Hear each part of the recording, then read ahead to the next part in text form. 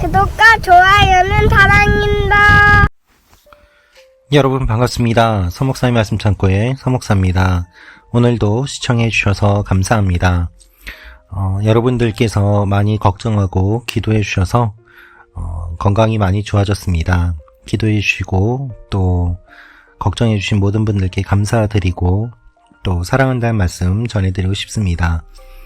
오늘은 에스라 7장 1절에서 10절 말씀입니다.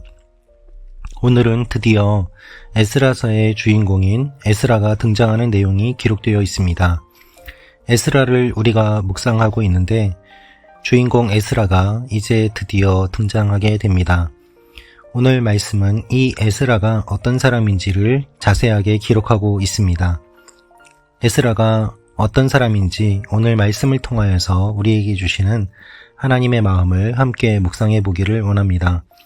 1절부터 말씀입니다.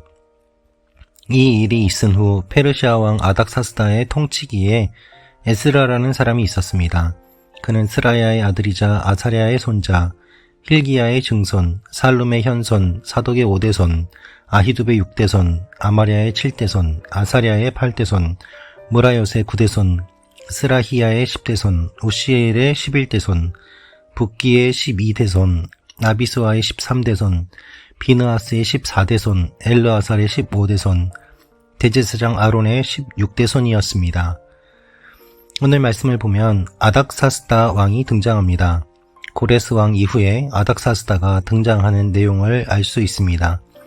이것을 통하여 역사적인 시기를 미루어 짐작해 볼 수 있습니다. 그때 에스라라는 사람이 있었다고 기록되어 있습니다. 그런데 이 에스라가 어떤 사람인지를 설명하는데 에스라부터 시작하여서 거슬러 올라가 대제사장 아론까지 이르게 됩니다. 이와 같은 족보의 기록 방식은 에스라가 어떤 사람인지를 강조하고 있는 내용입니다.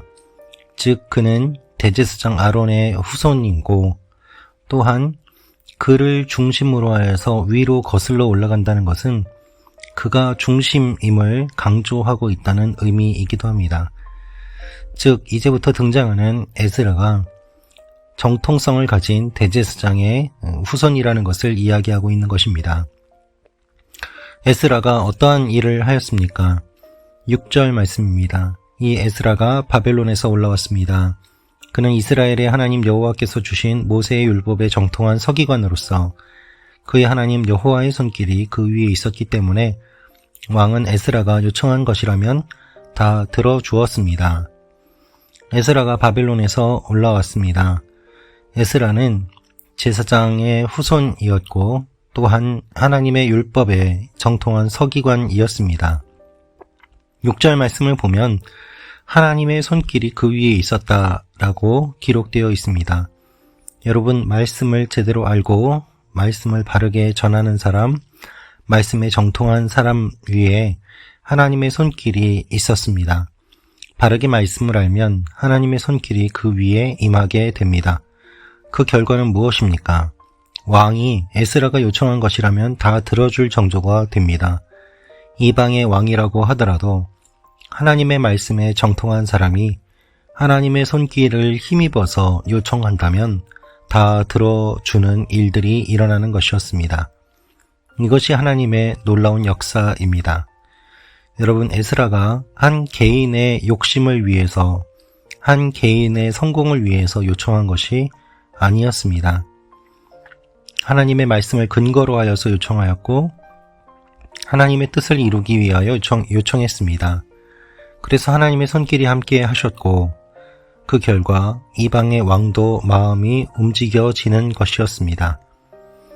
1차 귀환 이후에 2차 귀환이 이제 시작됩니다. 1차 귀환에 비하면 매우 초라해 보이는 그러한 모습처럼 보입니다. 고레스의 조서가 내려진 후 에스라가 등장할 때까지 약 58년이라는 긴 시간이 있었습니다. 그 침묵의 시간, 그 시간이 이제 끝나게 됩니다. 성경은 아무런 일도 일어나지 않은 시간들은 무의미한 것으로 여기고 기록하지 않습니다. 58년이라는 긴 시간이 비어 있습니다. 하나님께서 그 시간을 의미 없게 보시는 것입니다.